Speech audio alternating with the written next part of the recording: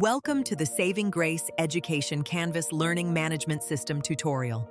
My name is Carlane Kruger, and I will be guiding you through the student portal today. In this video, we will walk you through everything you need to know to get started, from the dashboard and course navigation to video lessons, workbooks, assignments, and progress tracking. Saving Grace.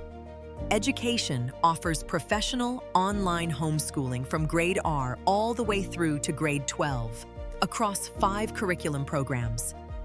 Whether you are brand new to the platform or looking to make the most of its features, this step-by-step guide is designed to help you and your child navigate the portal with confidence.